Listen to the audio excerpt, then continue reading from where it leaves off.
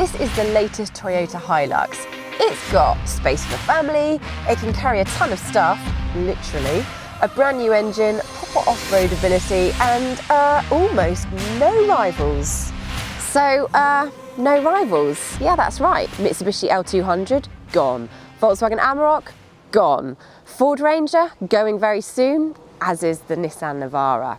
So that just leaves this and the Isuzu D-Max as pretty much the only pickups left. It's a bit sad, really. Let's see if this one's any good. Before we do that, have a little click up here to subscribe to the Car Gurus UK YouTube channel so that you catch all of our latest videos. Done? Cool. So yeah, first things first, you may have noticed it's not exactly a compact vehicle.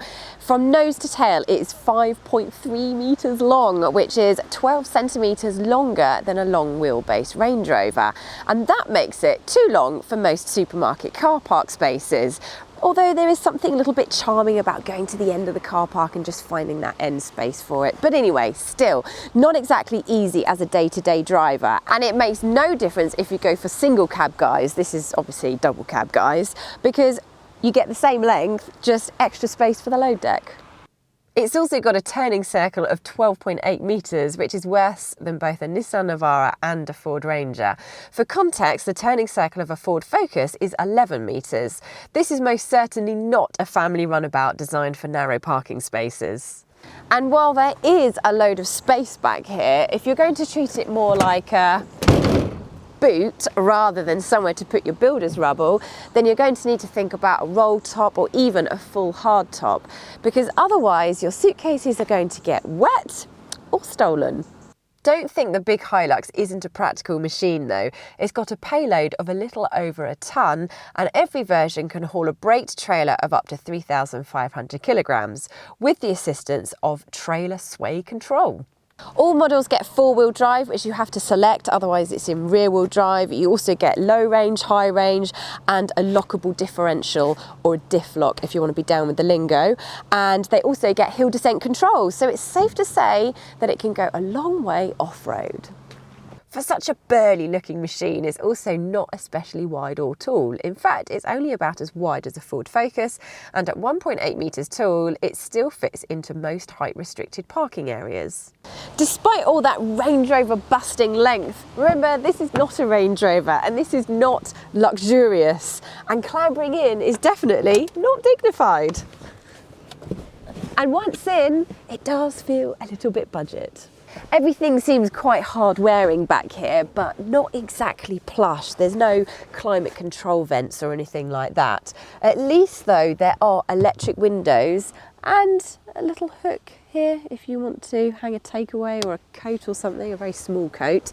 And because of that side slab boxy shape, there's plenty of room for three adults to sit side by side and have space for their shoulders.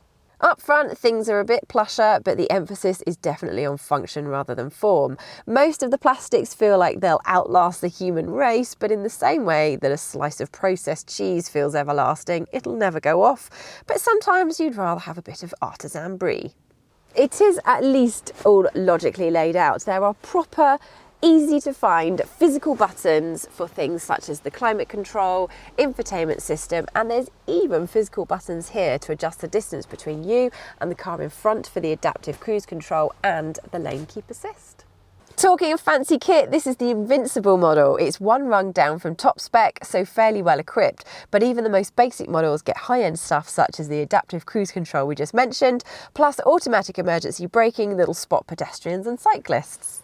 This model gets extra gadgets such as keyless entry, rear view camera as part of the 8-inch touchscreen infotainment system, DAB radio, Apple CarPlay and Android Auto.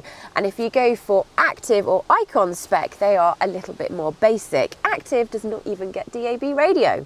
All of which makes the Invincible model's price tag of £36,120 on the road pretty impressive. If you're VAT registered, it's just a whisker over 30 grand. We do have one genuine criticism in here though. These seats aren't great. There's not that much adjustability in them, so it's hard to get comfortable and it can make a long journey feel a bit wearing. As for engines, there are two choices with the Hilux. You've got a 2.4 litre 4-cylinder diesel engine with 148 brake horsepower, or a newer 2.8 litre version of the same engine with 201 brake horsepower. And crucially, it has 25% extra torque, but only if you go for the 6-speed automatic. If you go for the 6-speed manual, it's limited to about the same torque as the 2.4. It's hard to see why you'd go for the 2.4 though. It is cheaper than the 2.8, but only to the tune of around £500, plus it's less economical, emits more CO2 and is slower. That's not to say this 2.8 model is brilliant. You're going to average about 33 miles per gallon, which is reasonable for a pickup truck, but if you're comparing it to a family SUV such as a Hyundai Tucson or a Ford Kuga, then you're going to be disappointed. It's not that fast either. It does 0 to 60 in about 10 seconds. Still, the 2.4 is even slower at 13. Then there's the engine noise. Rugged would be a kind description. Call it harsh and rattly if you're feeling less generous. But the thing is, how you feel about the Hilux depends what you expect from it. If it's family transport, then it's going to feel a bit rough and ready. If, however, it's a workhorse, then it feels robust, like it's going to go on forever. The same goes for the way it handles. It bounces and jolts over all but the smoothest of surfaces, and turning the steering wheel sometimes seems more like a serving suggestion than an actual instruction to the front wheels. But once you've got a ton of stuff in the back, that ride settles down loads. That, combined with the high ground clearance and four-wheel drive hardware, means it makes light work of even the most churned up of building sites.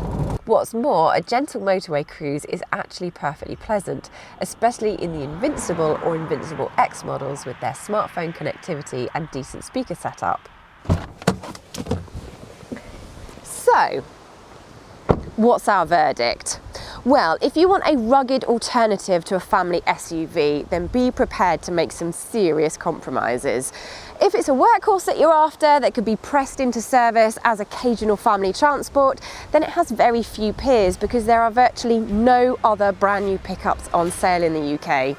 Well, apart from the D-Max we mentioned earlier, and also a Ssangyong Musso pickup, which I've raced. But what do you reckon? Tell us your views on the Hilux in the comments below, and if you're considering buying a used one or indeed any car, head to cargurus.co.uk to find loads of great deals from top-rated dealers, including approved used examples.